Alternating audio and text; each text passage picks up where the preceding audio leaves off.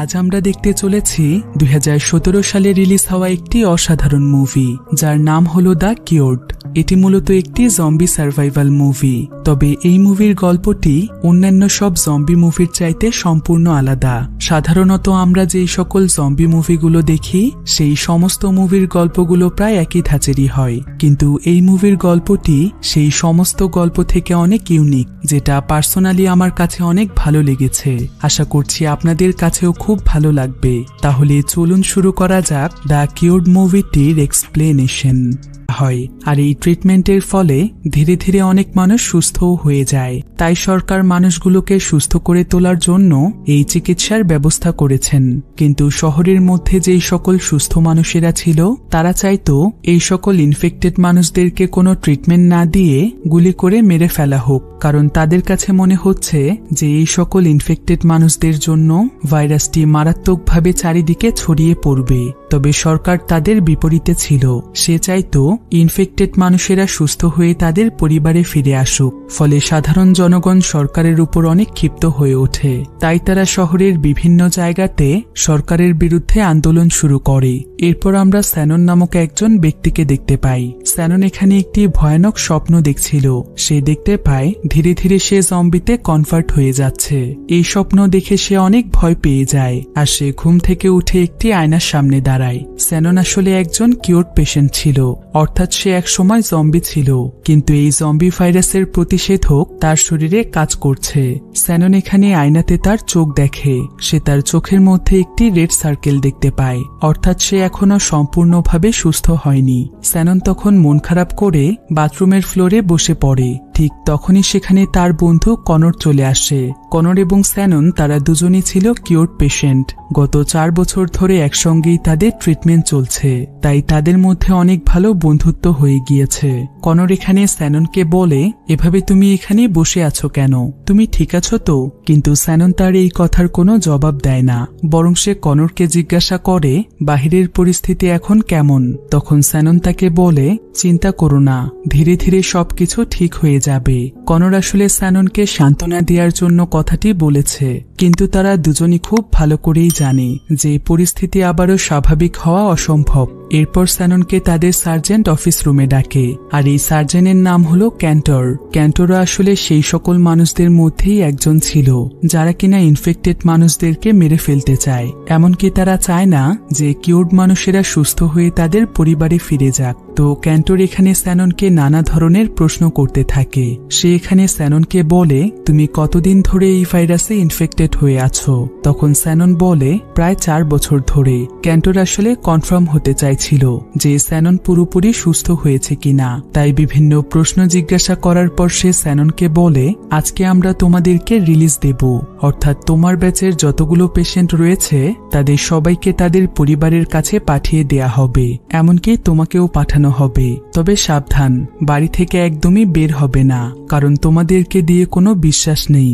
সরকার যে কেন তোমাদেরকে বাঁচিয়ে রাখছে আমি তো সেটাই বুঝতে পারছি না। তোমাদেরকে তো গুলি করে মেরে ফেলা উচিত। আসলে ক্যান্টরের কাছে মনে হয় যে কিওরডরাও ইনফেক্টেডদের মতোই বিপজ্জনক, তাই তাদেরকে বাঁচিয়ে রাখা ঠিক নয়। কিন্তু তাদের তো এখানে কিছুই করার ছিল না।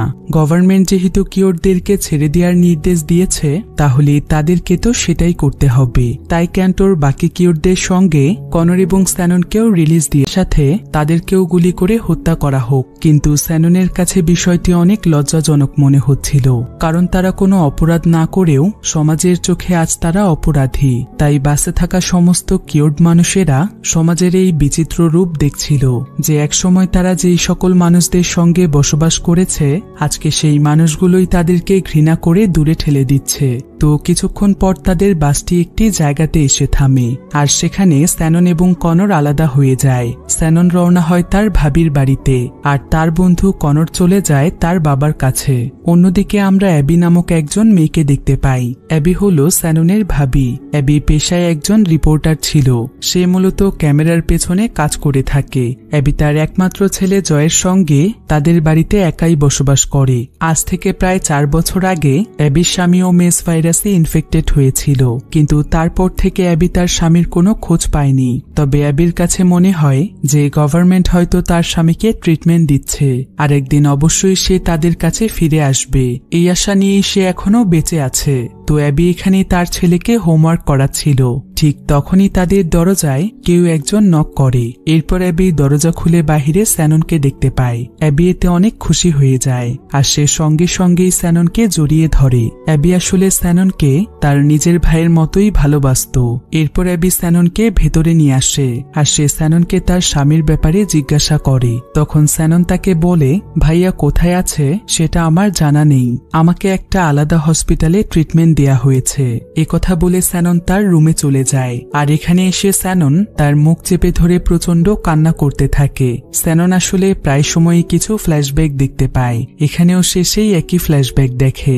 আসলে এই ফ্ল্যাশব্যাকগুলো ছিল তার সঙ্গে ঘটে যাওয়া 4 বছর আগের ঘটনার, যেদিন সে তার ভাই লিউকের সঙ্গে জম্বিদের হাত থেকে বাঁচার চেষ্টা করছিল। কিন্তু হঠাৎ করে একটি জম্বি তার উপর আক্রমণ করে বসে, ফলে সঙ্গে সঙ্গে সে জম্বি ভাইরাসে ইনফেক্টেড হয়ে যায়। এরপর সেই জম্বি লিউকের উপরও আক্রমণ করার চেষ্টা করে, কিন্তু লিউক কোনো মতে সেই জম্বিটিকে মেরে একটি রুমের মধ্যে চলে যায়। স্যানন এখানে এসব কিছুরই ফ্ল্যাশব্যাক দেখছিল। আসলে কিউট পেশেন্টরাও যেহেতু এক সময় জম্বি ছিল, তাই তারা নিজেরাও কিন্তু অনেক মানুষকে ইনফেক্টেড করেছে। তবে সবচাইতে ভয়ানক ব্যাপার হচ্ছে, জম্বি থাকা অবস্থায় তারা যা কিছু করেছে সেই সবকিছুই তাদের পরিষ্কারভাবে মনে আছে। অর্থাৎ তারা কখন কার উপর হামলা করেছে আর কিভাবে হামলা করেছে সেই সমস্ত কিছুর ফ্ল্যাশব্যাক তারা প্রায় সময়ই দেখতে পায়, যার ফলে তারা সুস্থ হয়ে গেলেও সেই বিভৎস স্মৃতিগুলো তাদেরকে অনেক যন্ত্রণা দেয়, যার ফলে তারা ঠিকমতো ঘুমোতে পারে না। আর এই কারণেই কিউট পেশেন্টরা সবসময় ডিপ্রেশনে ভোগে। অন্যদিকে আমরা কনরকে দেখতে পাই। কনর সুস্থ হয়ে তার বাবার কাছে ফিরে এসেছে। কনর এক সময় ইলেকশনে দাঁড়ানোর জন্য নিজেও বুঝতে পারেনি যে সে কি করে ফেলেছে, কারণ সে তো তখন একটি জম্বি ছিল। কনর তার বাবাকে বারবার এটাই বোঝানোর চেষ্টা করে, কিন্তু তার বাবা তার কোনো কথাই শুনতে চায় না, বরং সে তাকে বাড়ি থেকে বেরিয়ে যেতে বলে। কনর এতে প্রচন্ড কষ্ট পায়, কারণ সে যেটা করেছে সেটা তো সে ইচ্ছে করে করেনি। তাহলে সেই পাপের শাস্তি তাকে এখন কেন পেতে হবে? বাহিরের মানুষ তো দূরের কথা, তার বাবাই তো তাকে দূরে সরিয়ে দিচ্ছে। এসব কথা ভেবে কনর অনেক কষ্ট পাচ্ছিল। অন্যদিকে আমরা স্যাননকে দেখতে পাই। স্যানন এখানে নতুন করে তার জীবন শুরু করার সিদ্ধান্ত নিয়েছে, তাই সে একটি হসপিটালে ছোটখাটো একটা চাকরির সন্ধানে এসেছে।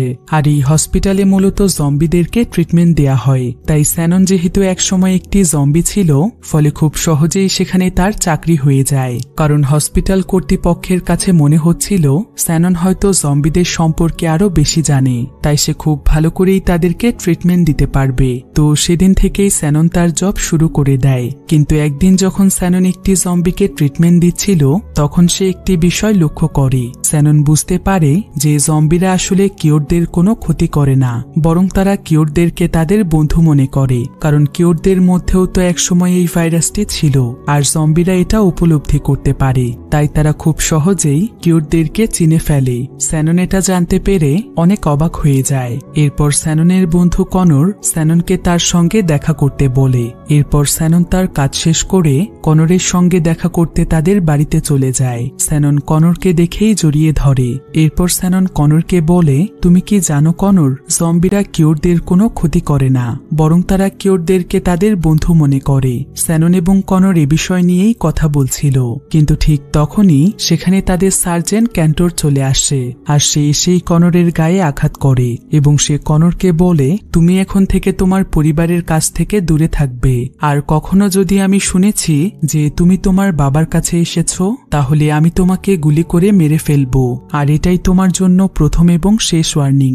একথা বলে ক্যান্টর সেখান থেকে চলে যায়। আসলে ক্যান্টরকে কনরের বাবাই কনরকে এসব কথা বলতে বলেছে, যাতে করে কনর তার কাছ থেকে দূরে সরে যায়, কারণ সে তো কনরকে সহ্য করতে পারে না। এদিকে কনরকে এভাবে আঘাত পেতে দেখে স্যাননের অনেক খারাপ লাগে। এরপর পরের দিন সকালে কনর স্যাননদের বাড়ির সামনে এসে দাঁড়িয়ে থাকে। আসলে সে অ্যাবির সঙ্গে কথা বলতে চাইছিল, কারণ স্যানন তো এখন হসপিটালের কাজে ব্যস্ত আছে, তাই তার সঙ্গে কথা বলার মতো কেউই ছিল না। কনর আসলে জানতো যে স্যাননের ভাবি অ্যাবি বাকিদের মতো নয়, অর্থাৎ সে বাকি মানুষদের মতো কিউটদেরকে ঘৃণা করে না। তাই কনর অ্যাবির সঙ্গে কথা বলতে যায়। সে অ্যাবিকে বলে, আমি স্যাননের বন্ধু, গত 4 বছর ধরে আমরা দুজন একই হসপিটালে ছিলাম। অ্যাবি তখন কনরকে বলে, তোমাদের এই 4 বছরের এক্সপেরিয়েন্স কেমন ছিল? এরপর কনর তখন অ্যাবিকে তাদের সঙ্গে ঘটে যাওয়া সমস্ত ঘটনা খুলে বলে, আর এসব বিষয় নিয়ে তারা প্রায় অনেক সময় ধরেই কথা বলে। অন্যদিকে আমরা স্যাননকে দেখতে পাই। স্যানন সেই হসপিটালে তার ডিউটি করছিল। স্যাননের সঙ্গে এখানে একজন ডক্টর ছিল, আর এই ডক্টরের নাম হলো ম্যান্ডেলা।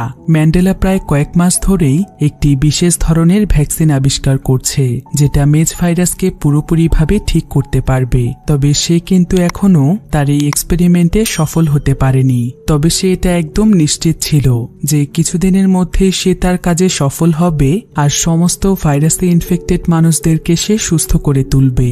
ডক্টর ম্যান্ডেলা স্যাননকে কথা জানায়, আর স্যাননও তার কথা শুনে অনেক খুশি হয়ে যায়, কারণ তার মনে একটি আশা জেগেছে যে পৃথিবী হয়তো আবারও আগের মতো হয়ে যাবে। এভাবেই আরো বেশ কয়েকদিন কেটে যায়। কিন্তু একদিন যখন স্যানন সেই হসপিটালের সামনে দাঁড়িয়েছিল, তখন সে একজন সোলজারকে তাদের হসপিটালের বেসমেন্টের মধ্যে যেতে দেখে। এতে তার একটু সন্দেহ হয় যে সোলজার আবার কেন হসপিটালের বেসমেন্টে যাবে। তাই সে সেই সোলজারের পিছু করে, ফলে সঙ্গে সঙ্গেই সে সেখানে মারা যায়। স্যানন এতে প্রচন্ড কষ্ট পায়। তাই সে সেই সোলজারকে বলে, এভাবে জানোয়ারের মতো মেয়েটাকে কেন মারলেন? তখন সেই সোলজার বলে, মেরেছি, বেশ করেছি, এদেরকে বাঁচিয়ে রেখেই বা কি লাভ? দুদিন পর তো এমনিতেই জম্বি হয়ে যাবে। অন্যদিকে আমরা বাহিরের পরিস্থিতি দেখতে পাই, যেখানে সাধারণ মানুষেরা এখনো তাদের সেই আন্দোলন চালিয়ে যাচ্ছে। আর সরকার এবার জনগণের চাপের মুখে পড়ে সেই 25% মানুষকে হত্যা করার আদেশ দিয়ে দেয়, যাদের শরীরে কোনো প্রতিষেধক কাজ করে না। কিন্তু ডক্টর ম্যান্ডেলা একটি টকশোতে এসে বলে, এত তাড়াহুড়ো করে মানুষকে হত্যা করাটা ঠিক হবে না, আমাকে আরো কিছুদিন সময় দিন। আমি আমার ভ্যাকসিনের উপর এক্সপেরিমেন্ট চালিয়ে যাচ্ছি, আর আশা করি খুব শীঘ্রই আমি সফল হতে পারবো। দয়া করে এই নির্দোষ মানুষদেরকে মারবেন না, আমাকে এই শেষ একটা সুযোগ দিন। অন্যদিকে আমরা স্যানন এবং কনরকে দেখতে পাই। কনর এখানে স্যাননকে বলে, গভর্নমেন্ট এখন 25% ইনফেক্টেড মানুষকে হত্যা করার হুকুম দিয়েছে, আর আমি এটা খুব ভালো করেই জানি। তারা সেই ইনফেক্টেড মানুষদের সঙ্গে কিউরদেরকেও হত্যা করার প্ল্যান করছে, অর্থাৎ জম্বিদের সঙ্গে তারা আমাদেরকেও মেরে ফেলবে, কারণ আমাদের শরীরেও তো সেই ভাইরাসটি ছিল। তাই তারা সকলেই আমাদেরকে ঘৃণা করে, আর তারা আমাদেরকেও এই সমাজে বাঁচতে দেবে না। তাই এখন আমাদেরকেই আমাদের জায়গা তৈরি করে নিতে হবে। আমরাই এখন তাদের বিরুদ্ধে রুখে দাঁড়াবো। এরপর কনর স্যাননকে সঙ্গে নিয়ে কিউরদের একটি বড় গ্রুপ তৈরি করে ফেলে। এরপর কনর এখানে স্যাননকে সাধারণ মানুষের বাড়িতে আগুন লাগিয়ে দিতে বলে। তবে স্যানন কিন্তু প্রথমে রাজি ছিল না, কিন্তু তাদের উপর হয়ে চলা অন্যায় এবং অত্যাচারের কথা মনে করে কনরের কথায় সে রাজি হয়ে যায়, আর সে কয়েকটি বাড়িতে বোম নিক্ষেপ করে। কনর আসলে স্যাননকে বলেছিল তাদের এসব কাজে কোনো মানুষের ক্ষতি হবে না, এটা শুধু সবাইকে ভয় দেখানোর জন্য, যাতে করে তারা ভয় পেয়ে কিউরদের বিরোধিতা না করে। তাই স্যানন কনরের কথা মতো এই কাজটি করে ফেলে। কিন্তু পরের দিন সকালে স্যানন জানতে পারে তার এই বোমা হামলার কারণে একজন নিরীহ সোলজার মারা গিয়েছে, এমনকি অনেক মানুষের অনেক ক্ষয়ক্ষতি হয়েছে। স্যানন এতে প্রচন্ড কষ্ট পায়, আর সে বাথরুমে এসে অনেক কান্না করতে থাকে, কারণ সে তো কোনো মানুষের ক্ষতি করতে চায়নি। অন্যদিকে এই বোমা হামলায় সার্জেন্ট ক্যান্টরের স্যানন এবং কনরের উপর সন্দেহ হয়। এদিকে ক্যান্টর আসলে বিষয়টি জেনে ফেলেছিল, তাই সে অ্যাবিকেও এটা জানাতে আসে, যাতে করে সে স্যাননকে সাবধান করে দিতে পারে। তাই ক্যান্টর এখানে অ্যাবিকে স্যাননের কিছু ছবি দিয়ে চলে যায়। আসলে এই ছবিগুলো ছিল সেই সময়ের যখন স্যানন একটি জম্বি ছিল, আর এই ছবিগুলোতে একদম স্পষ্টভাবে ল্যাবে দেখা যাচ্ছে যে জম্বি থাকাকালীন সময়েও কনর স্যাননকে লিড করেছে। অ্যাবির এখানে কনরের উপর সন্দেহ হয়, তাই সে কনরের কিওর সেন্টারে চলে যায়, যেখানে কনর কিওরদেরকে নিয়ে একটি গ্রুপ তৈরি করেছে। অ্যাবি এখানে দেখতে পায় যে কনর সমস্ত কিওর মানুষদেরকে সাধারণ জনগণের বিরুদ্ধে ক্ষিপ্ত করে তুলছে। অ্যাবি তখন তার ক্যামেরার মাধ্যমে এই সমস্ত ঘটনা রেকর্ড করতে থাকে, কিন্তু ঠিক তখনই কনর এবং তার সঙ্গীরা অ্যাবিকে দেখে ফেলে। তাই তখন কনরের সঙ্গীরা অ্যাবিকে ধরার চেষ্টা করে, কিন্তু অ্যাবি কোনো মতে সেখান থেকে পালিয়ে যায়। এরপর সে একটি পুলিশ স্টেশনে গিয়ে তার ক্যামেরাতে রেকর্ড করা ভিডিওটির সাহায্যে কিওরদের সমস্ত প্ল্যান পুলিশকে জানিয়ে দেয়। পুলিশরা তখন কিওর সেন্টারে এসে সমস্ত কিওরদেরকে ধরে নিয়ে যায়, কিন্তু কনর সেখান থেকে পালিয়ে গিয়েছিল, তাই পুলিশরা কনরকে ধরতে পারে না। পরের দিন সকালে কনর অ্যাবির সঙ্গে দেখা করতে যায়, আর এখানে সে অ্যাবিকে জানায় যে তার স্বামী লিউককে সে এবং স্যাননি মেরে ফেলেছে। লিউক সেদিন তাদের হাত থেকে বাঁচার অনেক চেষ্টা করেছিল, যার ফলে সে কনরের ঘাড়ে পর্যন্ত আঘাত করে, কিন্তু তারপরও স্যানন এবং কনর তাকে ছাড়েনি। একথা শুনে অ্যাবি প্রচন্ড কষ্ট পায়। আসলে কনর চাইছিল যে অ্যাবি যেন স্যাননকে ভুল বুঝে বাড়ি থেকে বের করে দেয়, তাহলেই তো সে স্যাননকে তার পক্ষে নিয়ে আসতে পারবে। এ কারণেই সে অ্যাবিকে এই কথাগুলো বলে দিয়েছে। অন্যদিকে ক্যান্টর স্যাননকে তার অফিসে ডাকে, আর সে স্যাননকে কনরের ব্যাপারে সবকিছু বলে। সে বলে, কনর তোমাকে ভুল দিকে পরিচালিত করছে, তুমি তার ফাঁদে পা দিও না, বরং তুমি আমাদেরকে কনরকে ধরতে সাহায্য করো, তাহলে আমি তোমার এবং তোমার পরিবারকে দেখাশোনা করার দায়িত্ব নেব। তুমি কি আমার কথায় রাজি আছো? কিন্তু স্যানন এখানে ক্যান্টরের কথার কোনো জবাব দেয় না, বরং সে সেখান থেকে উঠে তার বাড়িতে চলে যায়। কিন্তু বাড়িতে আসার পর তার ভাবি অ্যাবি তাকে বলে, তুমি আমার কাছে সত্যটা কেন লুকিয়েছ? তুমি কেন আমাকে বলনি যে তুমি আর কনর মিলেই তোমার ভাইকে মেরে ফেলেছ? তাহলে আমি এতদিন ধরে তোমার ভাইয়ের আশায় থাকতাম না।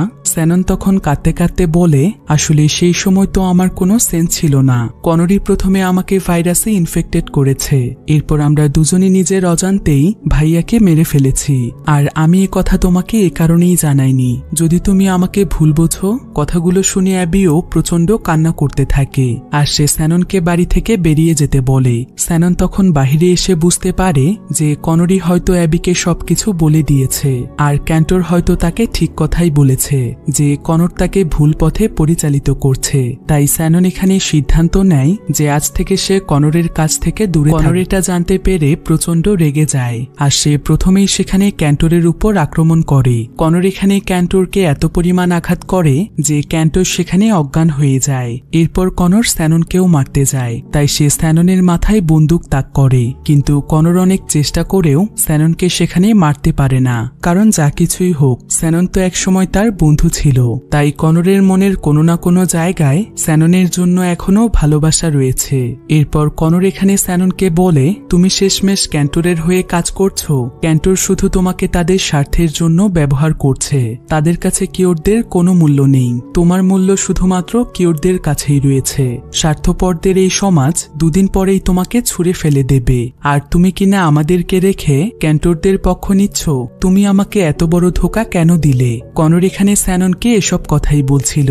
এমন সময় সে সেখানে পুলিশের গাড়ির শব্দ শুনতে পায়, ফলে সে ভয় পেয়ে সেখান থেকে পালিয়ে যায়। এরপর স্যানন তার হসপিটালে আসে, আর এখানে এসে স্যানন জানতে পারে যে কনর তার কয়েকজন সঙ্গীদেরকে নিয়ে হসপিটালের সকল জম্বিদেরকে ছেড়ে দিয়েছে, যারা কিনা এখানে ট্রিটমেন্ট নিচ্ছিল। ফলে সমস্ত জম্বিরা পুরো শহরে ছড়িয়ে পড়েছে, আর তারা যাকেই সামনে পাচ্ছে তার উপরই আক্রমণ করছে। ফলে অনেক দ্রুত সময়ে মেজ ভাইরাস চারিদিকে মারাত্মকভাবে ছড়িয়ে পড়ছে। তাই সোলজাররা এখন বাধ্য হয়ে জম্বিদেরকে গুলি করে মারতে শুরু করেছে। অন্যদিকে গভর্নমেন্টের নির্দেশে সুস্থ মানুষদেরকে শহর থেকে সরিয়ে নেওয়া হচ্ছে, এমনকি তারা অ্যাবিকেও সেখান থেকে নিয়ে যাচ্ছিল, কিন্তু অ্যাবি কিছুতেই সেখান থেকে যেতে চাইছিল না, কারণ তার ছেলে জয় এখনো স্কুলের মধ্যেই রয়েছে। এমন সময় সেখানে স্যানন চলে আসে। অ্যাবি তখন স্যাননকে চিৎকার করে বলে, জয় এখনো স্কুলের মধ্যেই আটকে আছে, তুমি যেভাবেই হোক জয়কে বাঁচাও। একথা শুনে স্যানন তাড়াতাড়ি করে জয়ের স্কুলের দিকে যেতে শুরু করে, আর স্যানন যেহেতু একজন কিওর পেশেন্ট ছিল, তাই রাস্তায় থাকা জম্বিরা তাকে কিছুই বলে না। ফলে স্যানন খুব সহজেই জয়ের কাছে পৌঁছে যায়, আর সে জয়কে তার কোলে তুলে নিয়ে সেখান থেকে পালাতে শুরু করে। এদিকে কনর জয় এবং স্যাননকে দেখে ফেলে। কনরই আসলে সমস্ত জম্বিদেরকে লিড করছিল।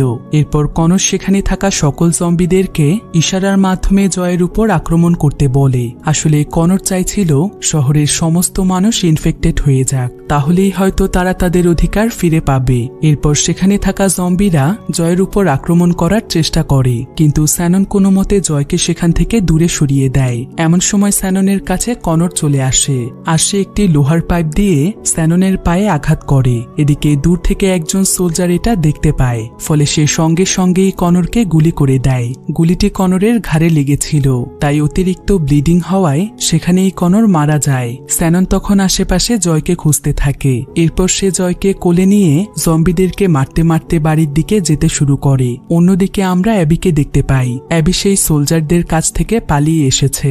এদিকে রাস্তায় অ্যাবিকে কয়েকটি জম্বি আক্রমণ করতে চাইছিল, কিন্তু অ্যাবি তার সঙ্গে একটি বন্দুক এনেছে, তাই সে জম্বিদেরকে মারতে মারতে কোনো মতে তার বাড়িতে পৌঁছে যায়। এমন সময় স্যাননও সেখানে জয়কে নিয়ে চলে আসে। অ্যাবি এখানে তার ছেলে জয়কে দেখে অনেক খুশি হয়ে যায়, আর সে এখানে জয়কে জড়িয়ে ধরে। কিন্তু ঠিক তখনই সেখানে একটি জম্বি এসে জয়ের হাতে কামড় দিয়ে দেয়, ফলে জয় এখানে মেজ ভাইরাসে ইনফেক্টেড হয়ে যায়। অর্থাৎ জয়ও এখন ধীরে ধীরে একটি জম্বি হয়ে যাবে। ফলে অ্যাবি সেখানে প্রচন্ড কান্না করতে থাকে। স্যানন তখন অ্যাবিকে বলে, তুমি কোনো চিন্তা করো না, ডক্টর ম্যান্ডেলা খুব শীঘ্রই মেজ ভাইরাসের একটি ভ্যাকসিন তৈরি করে ফেলবে, আর যতদিন পর্যন্ত ভ্যাকসিনটি তৈরি না হচ্ছে ততদিন পর্যন্ত জয়কে আমি আমার কাছে রাখবো, কারণ জম্বিরা আমার কোনো ক্ষতি করে না। একথা শুনে অ্যাবি তার মনে একটু সাহস পায়, আর সে তার ছেলে জয়কে স্যাননের হাতে তুলে দেয়। স্যানন তখন জয়কে নিয়ে মানুষের লোকালয় থেকে অনেক দূরে চলে যায়, যাতে করে জয় কোনো মানুষের ক্ষতি করতে না পারে। এই ঘটনার